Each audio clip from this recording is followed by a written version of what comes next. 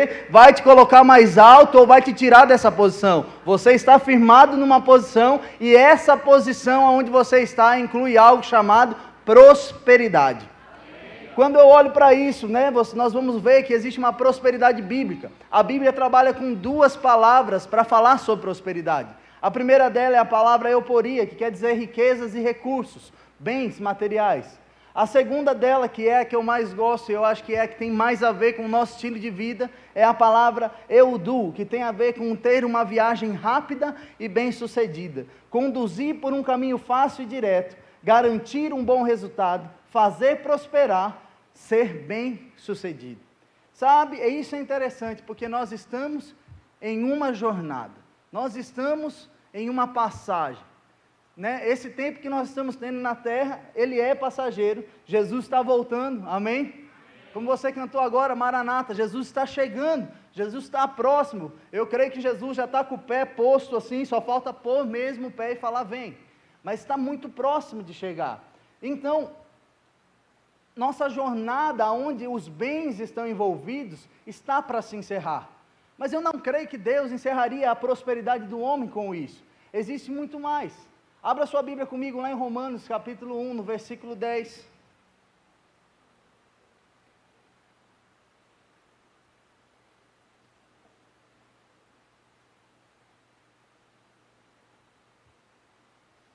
Quem chegar, diga amém.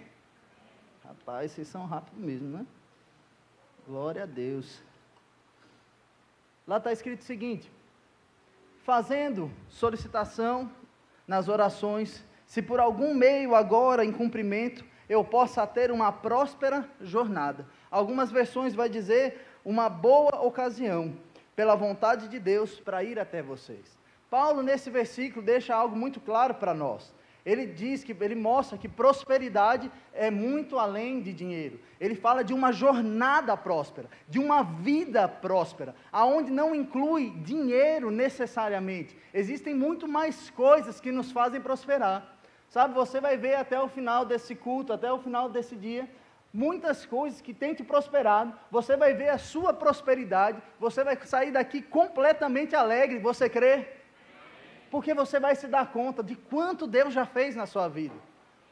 Porque eu usei a igreja como o início para falar até sobre isso. Sabe, eu lembro a primeira vez que eu vim aqui, eu estive com os jovens, e nós nos reunimos, e eu olhava a igreja, eu falava, meu Deus, quanto espaço. Quantas coisas o Leandro está fazendo, porque todas as vezes que eu vim, o Leandro está reformando a igreja. Ele realmente está a fim de fazer o negócio crescer aqui. Eu não sei como estão as casas do lado, mas provavelmente já está até no nome dele, talvez ele não saiba, mas já deve estar até no nome dele. Mas o que acontece? A igreja, ela tem uma jornada, ela tem uma vida ativa. Você sabe que a igreja é um organismo vivo. A igreja não é um prédio, a igreja não é uma instituição de caridade, apesar de fazer parte da igreja caridade, nós não somos uma instituição de caridade, nós somos um organismo vivo e atuamos em todas essas áreas, porque atuamos pelo amor. Então, quando eu vejo a igreja crescendo dessa maneira, eu vejo o melhor tipo de jornada que se pode imaginar. Agora, quem pode imaginar isso crescendo sem o dinheiro? Porém, quem acha que o foco de tudo isso é o dinheiro?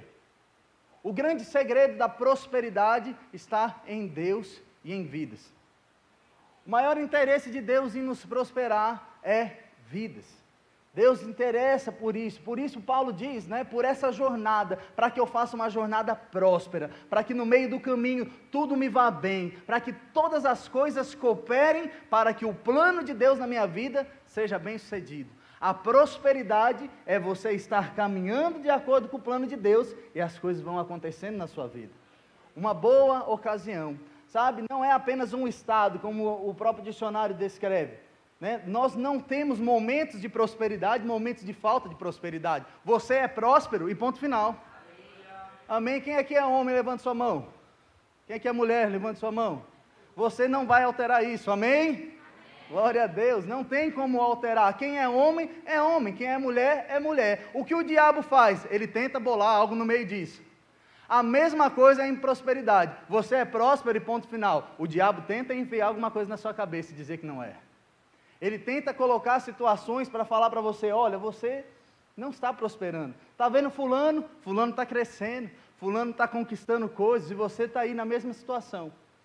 Mas eu quero que você corra agora para Gênesis capítulo 39, para nós vermos algo interessante acerca de prosperidade.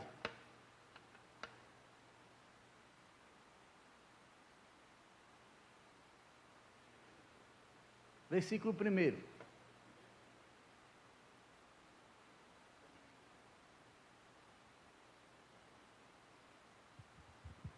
É um tempo de ensino, mas eu creio em grandes coisas que o Espírito vai fazer por aqui, amém?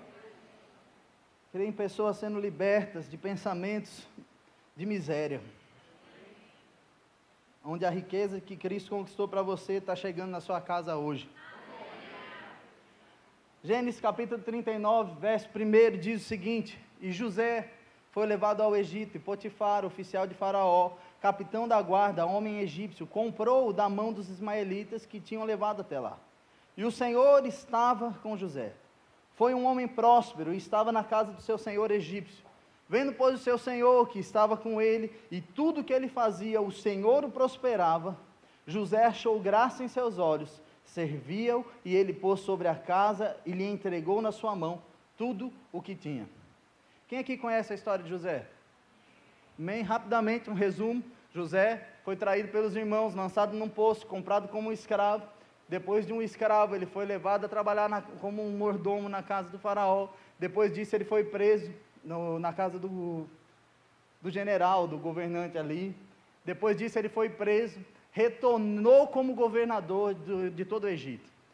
Mas é algo interessante que a Bíblia diz que enquanto ele era escravo, ele era próspero.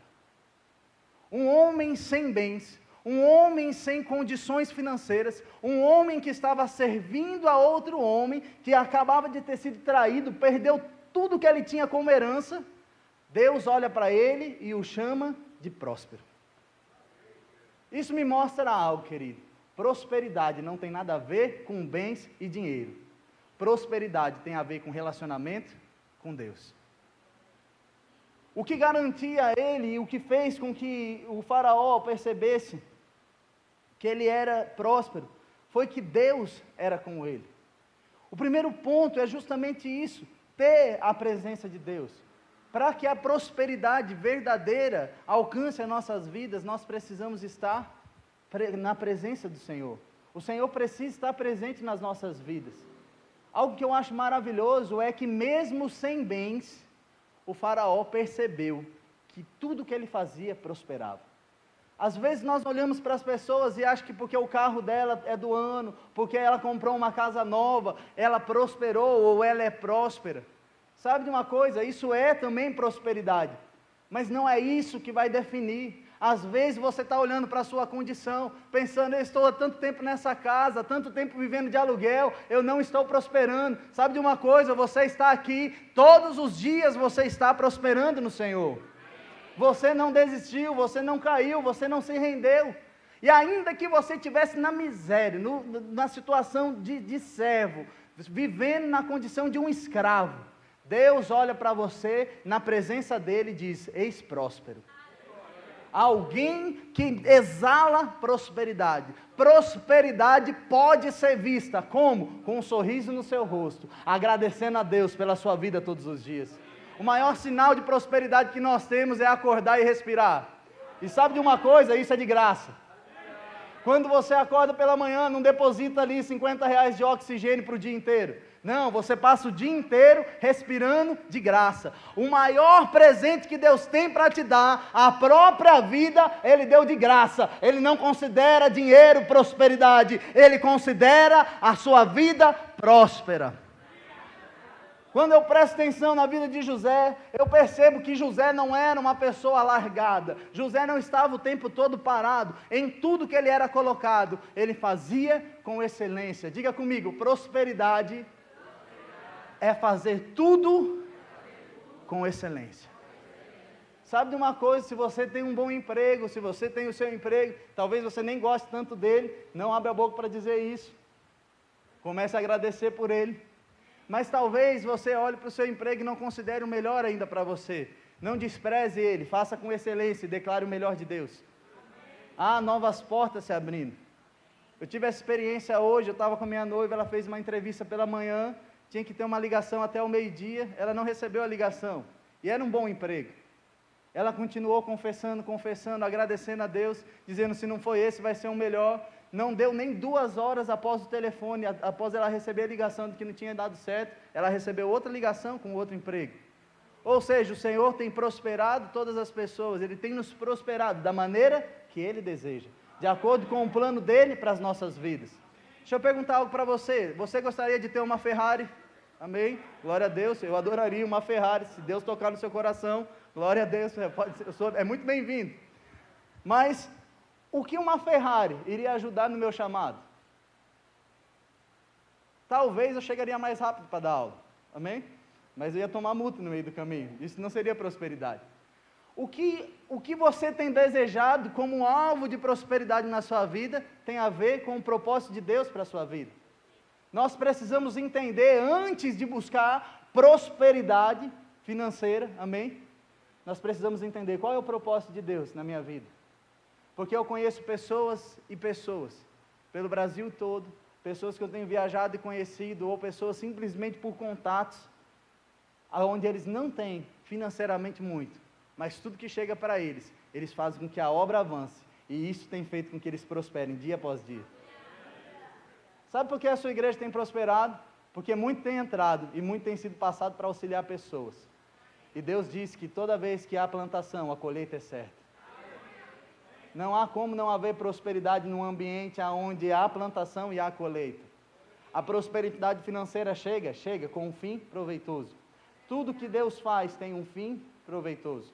José precisava avançar. José foi recebendo promoções de acordo com o caminho, até chegar a governador, porque Deus tinha um plano para ele. Ele precisava ser o governador. Ele correspondeu com as suas ações, Deus correspondeu com a sua parte e o fez prosperar. Tudo que ele fazia abençoava. Eu imagino José plantando algo, de repente ele estava ali plantando, e ele terminava de plantar e saía e começava a brotar. E o faraó olhava e falava, mas como assim? Ei, aquela terra ali nunca deu nada, põe esse homem para plantar ali para ver o que vai acontecer. Vai José lá, nunca deu uma planta naquele lugar. Ele começa a plantar e cresce planta naquele lugar. Por quê? Porque tudo que ele toca, prospera. O grande segredo da prosperidade é, você é próspero para prosperar ao seu redor. Sabe de uma coisa, quando você toca em algo, isso prospera. Quando você coloca as suas mãos lá no seu emprego, trabalhando com qualidade, prosperará na tua casa, prosperará no teu emprego. É muito mais fácil ser promovido no seu emprego quando você faz tão bem feito que o seu chefe é promovido e você é promovido para a vaga dele. Você não precisa torcer para ele sair, não, ele pode ser promovido, é assim que um crente pensa. Ei, ele vai crescer e eu vou crescer junto. Vai chegar um momento onde os dois vão estar no mesmo lugar, onde talvez você possa passar, mas a sua intenção é fazer com que aonde você está prospere. Às vezes eu vejo algumas frases aquelas frases motivacionais de sucesso, as pessoas falando, ei, você vai trabalhar a sua vida inteira para enriquecer um homem. Ei, se Deus mandar, eu vou trabalhar a vida inteira para enriquecer quantos homens forem necessários. Desde que Deus mande eu fazer. Sabe, Deus vai levantar pessoas para serem empresários, isso é maravilhoso. Mas nem todos serão. Alguns vão continuar trabalhando para as pessoas. Há muito mais pessoas do que empresas. Precisamos estar conscientes de que a nossa mão precisa estar funcionando. Quando nós estamos próximos de Deus e trabalhando, Ele pode nos prosperar. Diga comigo, eu estou prosperando. Aleluia. Para você entender um pouco melhor sobre essa realidade, vai para Gênesis capítulo 1, verso 26. O princípio de todas as coisas.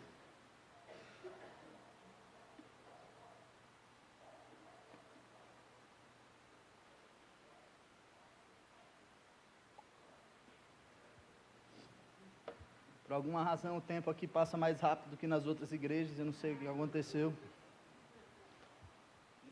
Nós vamos correr um pouco. Você chegou?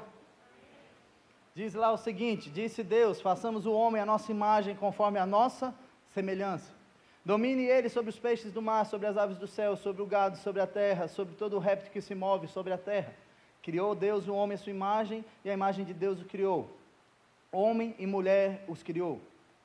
Então Deus os abençoou e lhes disse, frutificai, multiplicai-vos e enchei a terra, sujeitai, dominai sobre todos os peixes do mar, sobre as aves do céu, sobre todo animal que se move sobre a terra. Versículo 29, disse Deus: eis que vos tenho dado toda a erva que dê semente. Diga comigo, toda.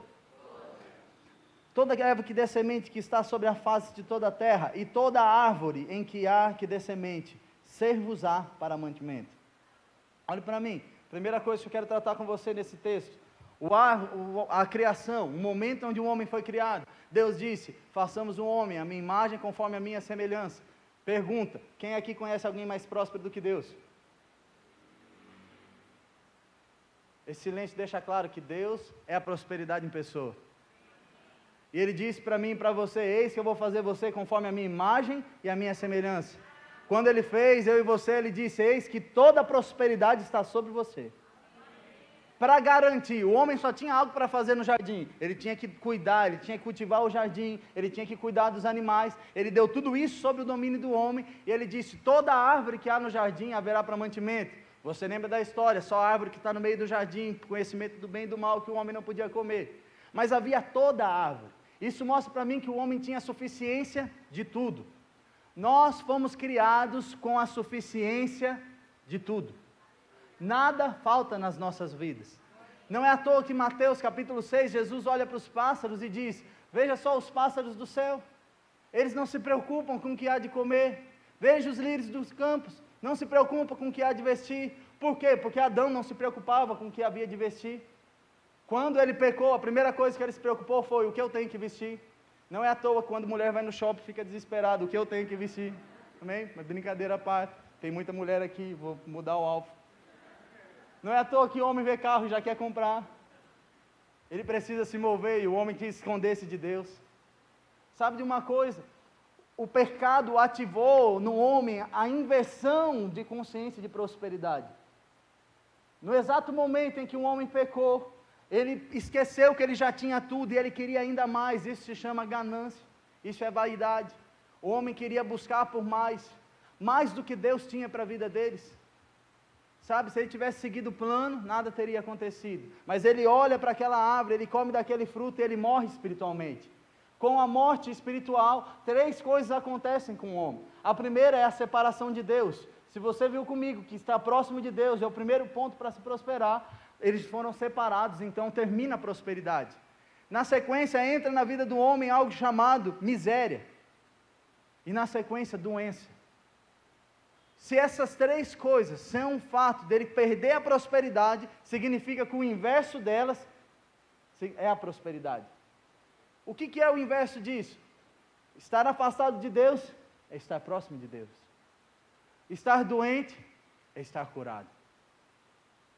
Sair da miséria é estar na riqueza. Não na riqueza desse mundo, mas na riqueza de Deus. Nós vamos ver até isso, um pouco mais disso no final. Mas eu quero chamar a sua atenção, porque é exatamente por isso, quando o homem peca, que ele passa a servir ao diabo. Jesus, no capítulo 8, de João, no versículo 44, ele diz: vocês têm por pai o diabo. Sabe de uma coisa? Um pai só dá aquilo que ele tem. O diabo veio para roubar, matar e destruir. Todos aqueles que estão servindo ao diabo estão debaixo de miséria, de doença, de afastamento de Deus. Não caminham numa vida de prosperidade. O que isso significa? Que o contrário também é verdadeiro. Aqueles que estão com Deus estão livres das doenças, próximos ao Senhor e ricos no Espírito. Por que ricos no Espírito? Porque quando você está próximo de Deus, você escuta as instruções e tudo que você faz está dentro de um plano. Aquilo que Ele deseja para você vai acontecer. Não tem como começar a dar errado. Vai com Gálatas 3, versículo 13.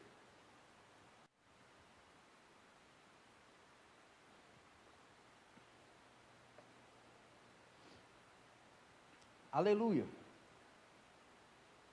Ele diz o seguinte: Cristo nos resgatou da maldição da lei, fazendo-se maldição por nós, porque está escrito: maldito todo aquele que for pendurado no madeiro. O que é a maldição da lei? É justamente o que aconteceu com o homem no momento do pecado. A única coisa que houve é que um tempo depois, Moisés, inspirado por Deus, escreveu em Deuteronômio 28, detalhado o que é essa maldição. Se você abrir a Bíblia lá em Deuteronômio, capítulo 28, do versículo 15 ao versículo 19, você vai ver muito do que é a maldição na vida das pessoas. Abre lá comigo, eu vou lendo com você, tem bastante coisa. Mas ele diz, versículo 15: será, porém, que se não deres ouvidos à voz do Senhor teu Deus, para que não cuidares de cumprir todos os seus mandamentos, os seus estatutos que hoje te ordeno, então virão sobre ti todas estas maldição e te alcançarão. Maldito serás tu na cidade, maldito no campo, maldito no teu cesto, a tua amassadeira, maldito o fruto do teu ventre, o fruto da terra, as crias das tuas vacas, as suas ovelhas, maldito será ao entrar, maldito ao sair. Versículo 38, vai colocar semente no campo e vai colher pouco, o gafanhoto há de comer, plantará as vinhas, vai cultivar, porém não vai beber do vinho, nem colherá as uvas. Versículo 40, em todos os termos terá oliveiras, porém não te ungirás com azeite, porque a azeitona cairá da tua árvore. Versículo 58, rapidamente, ele começa a falar sobre doenças que virão sobre o homem. Se não tiver cuidado dessas palavras, versículo 59, ele diz, o Senhor fará espantosas as tuas pragas, e as tuas pragas da tua descendência, grandes e permanentes pragas, enfermidades malignas e duradouras, fará tornar sobre ti todos os males do Egito, de que tu tivesses temor, e a pregarão a ti. Ele continua falando, mas a gente não está aqui para falar de maldição, estamos aqui para falar de bênção, amém? O que acontece? O homem afastado de Deus passa por esse tipo de coisas. É muito interessante quando você começa a ver toda a lista de doenças que ele cita, você percebe que a doença do século está inclusa ali. Desde esse tempo as pessoas sofrem de depressão, desde esse tempo as pessoas sofrem de ansiedade, desde esse tempo o câncer atormentava a vida das pessoas, porque estavam debaixo de maldição. Essas doenças vinham sobre eles para justamente matar, eles não tinham outra condição, eles precisavam cumprir a lei, ou então eles eram considerados malditos.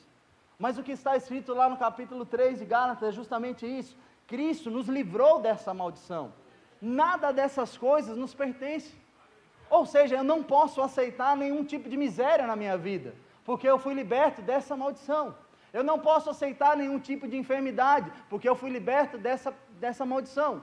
O que significa isso? Se eu não estou numa condição de miséria, se eu não estou numa condição enferma, eu sou próspero. O simples fato de você acordar com saúde hoje te faz próspero.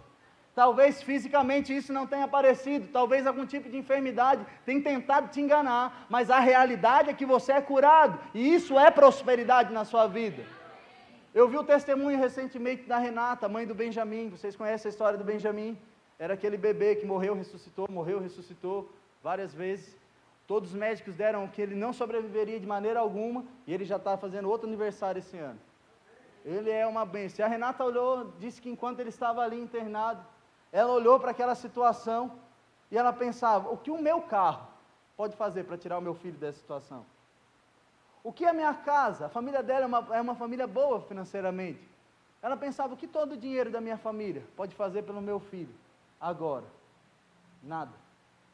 A única coisa que podia tirar o filho dela daquela situação era o poder de Jesus Cristo. Deixa eu contar a novidade, ele habita dentro de você. A própria prosperidade de Deus habita dentro de você. Se nem a morte pode segurar, o que pode te impedir? Às vezes nossos olhos estão tão firmados em bens materiais, em coisas, sabe? E isso é lícito. Deixa eu dizer algo para você, eu gosto de me vestir bem. Eu gosto de boas roupas, eu gosto de um bom carro, mas não é minha prioridade. A minha prioridade é cumprir com o plano de Deus. É isso que atrai a prosperidade de Deus. Você conhece o seu pastor, você pode falar mais dele do que eu, mas você vê a vida dele. Ele se dedica, se você liga para o Leandro, ele está aqui na igreja, ele fica o tempo todo na igreja envolvido com as crianças, ele corre atrás, você vê ele carregando o caminhão para cima e para baixo, trazendo coisas para a igreja. Buscando, cada vez, ele vai ganhando as coisas das pessoas, ele não fica esperando chegar, ele vai atrás, ele se move. Sabe de uma coisa, essa ação é uma ação de alguém que é próspero, é alguém que tem a consciência da bênção de Deus sobre a sua vida, e é isso que acontece. Ainda lá em capítulo 28, do versículo 1 ao 14, ele começa a falar sobre as bênçãos, ele começa a falar que todo aquele que obedecer, as bênçãos do Senhor virão sobre eles.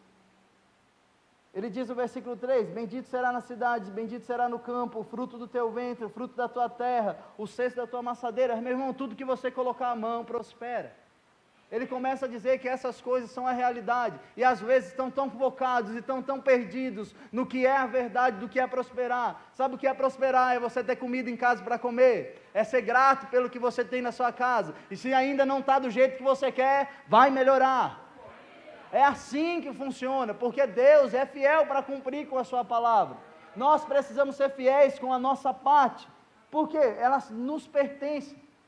Se você continuar no capítulo de Gálatas 3, ele vai falar para nós que isso aconteceu para que a bênção de Abraão chegasse até nós.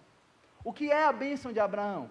Deus fez uma promessa para Abraão, e essa promessa alcança 3 áreas da nossa vida: a área espiritual, a área física e a área financeira. Todas as bênçãos que foram feitas, derramadas sobre Abraão, foram derramadas sobre nós. A Bíblia chega a relatar que havia um período onde não cabia mais pessoas, que a terra que Deus havia prometido para ele estava cheia, e a riqueza de Abraão era imensa.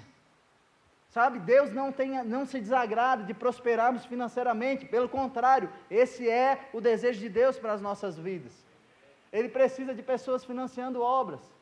Eu tenho colocado na cabeça dos jovens lá na igreja, acerca disso, eu tenho dito para eles, chegou um tempo onde nós precisamos perder a vergonha de evangelizar aquelas pessoas poderosas financeiramente, porque o lugar delas é na igreja. Nós vivemos declarando que sairá do ímpio para vir para o bolso do justo, mas sabe de uma coisa? Eu prefiro transformar o ímpio no justo, para que a riqueza venha para dentro da igreja, para que dessa maneira a igreja prospere, para que dessa maneira as coisas comecem a avançar, serem construídas. Essa é a visão de Deus. Deus não quer que ninguém quebre, Deus não quer que ninguém venha à falência. Deus deseja que um crente assuma isso e fale: ei, se prepare, porque vai prosperar. As minhas mãos chegaram aqui e agora vai começar a prosperar, e agora vai começar a avançar. Esse é o desejo de Deus. As bênçãos que Ele prometeu para as nossas vidas têm se cumprido constantemente nesse momento. Mas infelizmente as pessoas pensam que há só os bens adquiridos. Deixa eu dizer algo para você, um exemplo muito claro de prosperidade.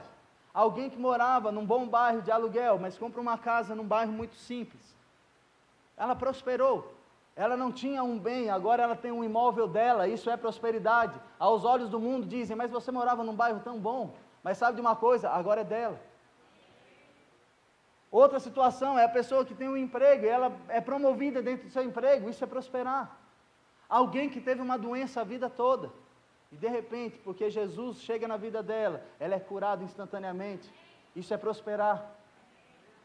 É você ter uma pessoa, viver uma vida inteira de tristeza, em depressão, não entender o porquê, nada está bom, você até ganha bem, você até tem um bom emprego, mas parece que nada está bom, mas chega Jesus, e a alegria se manifesta. Isso é prosperar. Sabe, se eu decidir dar para uma pessoa que está depressiva R$1 milhão, pode até ser que por alguns momentos ela vai se alegrar, mas a depressão volta, e R$1 milhão acaba. Agora, se eu decidir entregar e levar essa pessoa até Jesus, a alegria que chega para ela não acaba. Sabe? Nós temos que pensar, o que é prosperidade? É tudo que me traz alegria. Uma alegria verdadeira, uma alegria firme, uma alegria sincera. Corra comigo, vai lá para 1 Timóteo, capítulo 6, verso 17.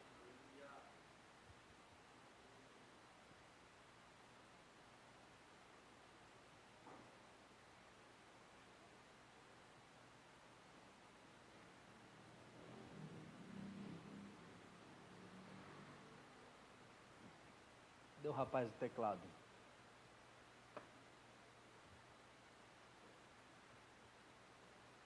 Passo meus olhos.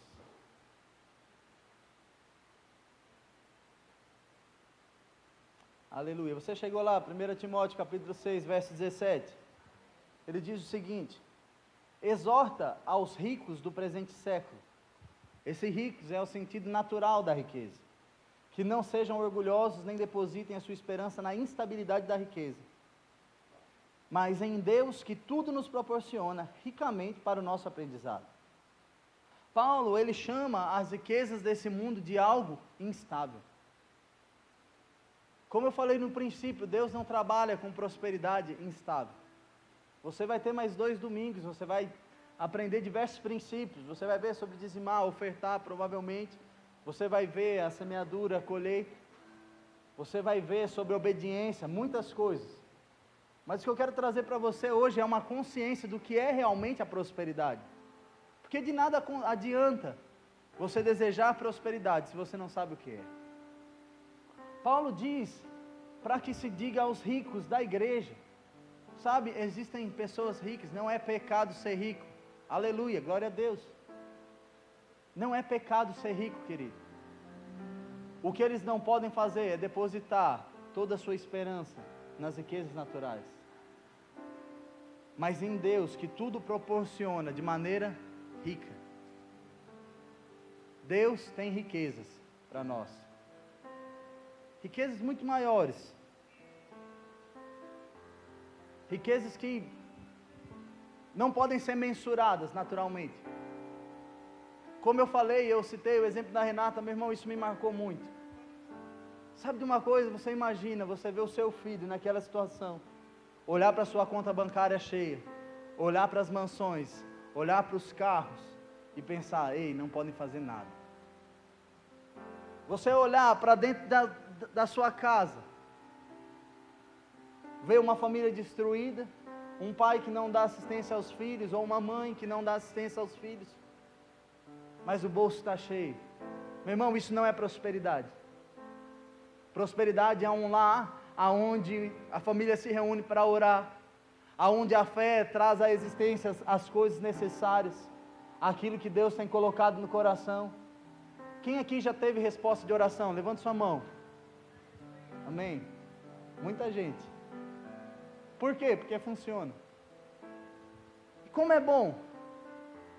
Sabe o que é prosperar? É você orar por algo e ver aquilo acontecendo, aquilo se manifestando, aquilo que parecia impossível nas suas mãos, aquilo que parecia impossível no seu braço, na sua força natural, se manifestando. Essa é a prosperidade bíblica, essa é a prosperidade do reino.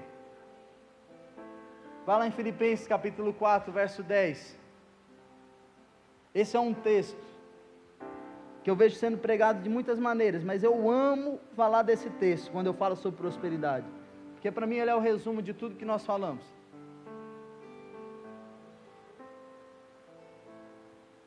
Paulo está falando à igreja de Filipos sobre uma oferta que eles haviam recebido. Paulo está agradecendo acerca dessa oferta. Ele diz: ora, muito me regozijei no Senhor por finalmente reviver a vossa lembrança de mim, pois já tinhas lembrado, mas não tinhas tido oportunidade. Não digo isso como por necessidade, porque eu aprendi a contentar-me com o que tenho. Paulo não nasceu sabendo, mas você aprender a se contentar com o que você tem, é você aprender o que é prosperidade. Entenda, você não aceita a circunstância. Se tiver faltando comida em casa, meu irmão, não aceite a falta, mas agradeça o que tem. Isso é prosperidade. Prosperidade é acordar de manhã, num dia chuvoso, e ver aquele carrinho seu vazando óleo, e dizer: pai, obrigado pelo meu carro, porque hoje eu não vou a pé. E de repente a sua gratidão vai contagiando a todos ao seu redor. Essa é a prosperidade. A gratidão que José tinha era tão grande que o faraó não podia olhar para ele e não reconhecer. Tudo que ele faz bem feito. Quer saber? Se tem alguém para abençoar, eu vou abençoar ele. É isso que acontece nas nossas vidas. Você começa a agradecer pelo carro vazando óleo, e de repente chega um irmão e diz: ei, eu vou pagar o conserto. Você continua agradecendo pelo carro, chega um outro irmão e diz: ei, essa chave é sua, pega. Essa é a prosperidade do reino, ser grato pelo pouco e colocado sobre o muito. É você olhar para o seu emprego toda segunda-feira de manhã e dizer: pai, obrigado, pai, porque eu aprendi a amar esse emprego, eu aprendi a ser grato por esse salário, eu aprendi a ser grato por essa oportunidade. Se você está desempregado, comece a agradecer cada entrevista que você fez. Ela pode não ter dado certo, mas ela te preparou para a próxima. E vai chegar exatamente do jeito que Deus quer. O próprio texto continua falando, ele diz: não digo isso como por necessidade, porque eu aprendi a contentar-me com o que tenho. Eu sei estar abatido e sei também ter abundância. Sabe de uma coisa? Há um momento onde você vai se encontrar abatido, mas a gratidão te levará à abundância. Você reconhecer o que Deus está fazendo, você ser grato por aquilo, te encaminhará justamente para essa abundância. Em toda maneira e em todas as coisas eu estou instruído a ter tanto fartura como ter fome, tanto a ter abundância como padecer de necessidade. Por quê? Porque posso todas as coisas naquele que me fortalece. Prosperidade é poder olhar para o alto e saber que tem de onde vir socorro. Trabalhei num banco muito tempo e é triste você chegar, ver a pessoa tirando o extrato e perguntando: o que aconteceu? Todo o meu dinheiro sumiu por causa de dívidas e dívidas, e elas perderem tudo. Elas perdem a fé porque a esperança delas está no dinheiro. Elas perdem o chão porque a esperança delas está no dinheiro. Mas como é diferente um crente cheio do Espírito? Primeiro porque ele não entra nessa situação. E mesmo que ele esteja, mesmo que porventura aconteça, ele pega o extrato. Ei, obrigado, Pai, porque essa dívida está paga. E começa a chegar mais. E você vai se organizando. Eu não quero que você levante a mão, mas quantos aqui, antes de conhecer a Cristo, tinham uma vida completamente bagunçada financeiramente? Contas que pareciam que nunca seriam pagas, mas de repente, sua vida voltou em ordem. Eu lembro que antes eu tinha dívidas de... Meu irmão, eu tinha muita dívida. E o banco me ligou um dia e ofereceu um valor que eu não acreditava para quitar. De coisa de 50 mil, quitando por 5 mil. E eu dizia: Pai, obrigado. Porque a prosperidade não estava em ter os 50 mil. A prosperidade estava em ter os 5 mil para quitar os 50. Quando você é grato pelo que você tem, Deus é poderoso para te fazer abundar em todo o resto. Ainda nesse texto, ele diz: mas bastante eu tenho recebido e tenho abundância. Um homem que havia passado por todo tipo de pressão, por todo tipo de dificuldade, ele diz: ei, mas agora chegou o meu momento de abundância. Eu sou a prova viva, porque eu passei fome, mas chegou a provisão. Ele diz: eu agradeço pela abundância. Cheio estou depois do que recebi de Epafrodito, e da vossa parte me foi enviado, como um cheiro de suavidade, sacrifício agradável e aprazível a Deus. E o versículo 19, você conhece de cor. Que ele diz: pois o meu Deus, em sua riqueza e glória, suprirá cada uma das vossas necessidades. Sabe o que é essencial? É você identificar a necessidade. Você olha para a necessidade e fala: ei, agora eu te achei. Se prepare, você vai ser suprido. Se não existe falta, não tem como Deus fazer chegar. Já chegou. Às vezes nós estamos concentrados nas pequenas faltas e esquecemos do muito que já chegou. Assim como ele foi fiel durante muito tempo no pouco, ele continuará sendo fiel no muito. Prosperidade não tem nada a ver com bens. Prosperidade tem a ver com ser próspero. Ser alguém que reconhece. Para a gente começar a encerrar, 2 Coríntios capítulo 8. Eu amo esse texto. Ele diz: porque já sabeis que a graça do nosso Senhor Jesus Cristo, que sendo rico, por amor de vós, se fez pobre, para que pela sua pobreza, nós fôssemos feitos ricos. Jesus não abriu mão de dinheiro. Jesus não abriu mão de casas, de fortunas. A Bíblia diz que ele tinha uma casa em Cafarnaum, na praia. Mas sabe, eu não vejo Jesus na cruz olhando para João e dizendo: ei, fique com a minha casa. Ele olha para João e diz: ei, João, essa aí agora é a tua mãe. Continue aquilo que eu te ensinei. A prosperidade está em cumprir o propósito de Deus. A prosperidade está em avançar. Como eu amo essa música dessa menina da Ana Diniz, que ela começa a dizer: ei, só vai melhorar. Porque essa é a mentalidade de um próspero. O próspero olha para o pouco e começa a pensar: ei, tem espaço para melhorar, tem lugar para aumentar. É como olhar para uma plantação. Eu vejo, por exemplo, olhando para essa igreja, todas as vezes que eu acredito que o Leandro olha para cá, ele pensa: ei, tem lugar para aumentar, cabe mais gente, se eu quebrar aquela parede, se eu fizer isso. Porque a prosperidade está sempre vendo espaço para mais. Você tem visto espaço para mais na sua vida? Todas as vezes que por alguma razão o diabo tentar dizer para você: ei, está faltando, você lembra: ele pagou um preço muito alto.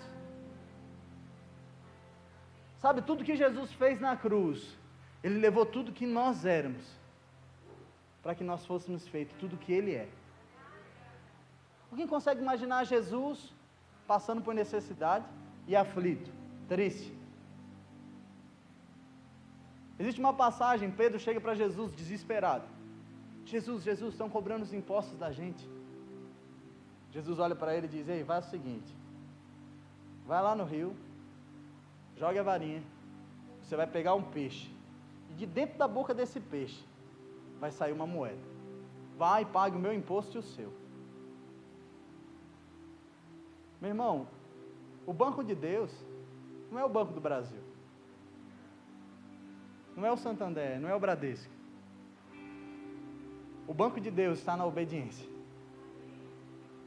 Ele pode virar para você e dizer: ei, vá na sua cozinha, abre aquele pacote de farinha. Você vai abrir, pensando que ele vai te mandar fazer um bolo. Ele vai falar: põe a mão. Aí você tira, está lá o dinheiro da conta. Por que não? Por que eu não posso crer nisso? Por que eu não posso crer que eu posso colocar todo o dinheiro da conta dentro de uma cesta, colocar a conta, e fazer como Jesus com os pães e com os peixes? Levantar a cesta e começar a dizer: pai, eu te dou graças, porque por enquanto eu só vejo alguns pães e alguns peixes, mas o Senhor pode fazer prosperar essa cesta, e 5.000 serem abençoados. Porque a prosperidade não é para mim, não é para você, é para todos. Ela precisa fluir de nós, ela precisa vazar, ela precisa ser tão abundante, tão real nas nossas vidas, que as pessoas vão olhar para você, andando na rua de chinela havaiana, e vão dizer: eita, homem e mulher próspero. Vão olhar para você e vão ver um sorriso no seu rosto, e vão dizer: esse aí não tem conta para pagar, esse aí não tem problema para resolver, a vida desse aí está tranquilo.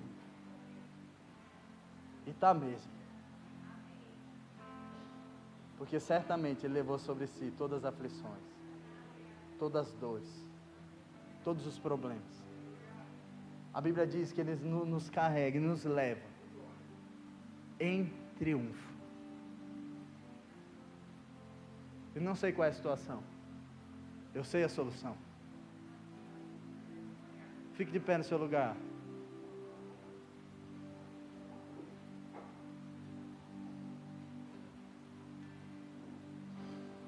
Aleluia.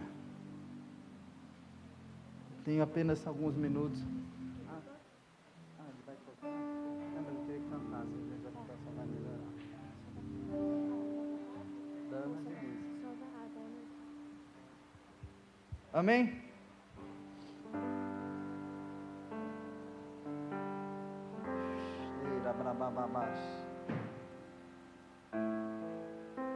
Algo que eu aprendi, estava conversando esses dias com um amigo meu de ministério, ele Ele disse para mim, ele disse, Sérgio,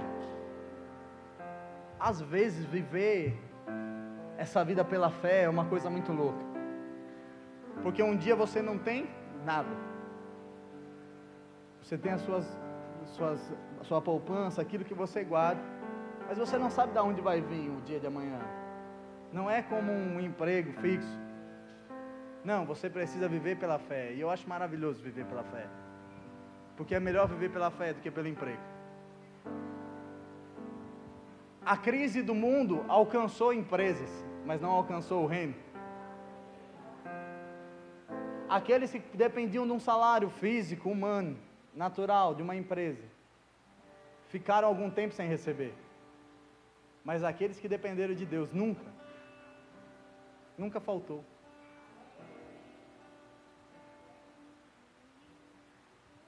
O segredo está em você pôr um sorriso no seu rosto. E você vai fazer esse exercício comigo agora, amém? Eu vejo algumas pessoas muito sérias. A gente veio hoje para uma noite diferente para mim, mas eu não consigo encerrar de outro jeito. Eu gosto de ensinar, mas há um momento em que o Espírito Santo precisa fazer aquilo que Ele é especialista em fazer. Ele vai quebrar cadeias, Ele vai liberar coisas sobre a sua vida.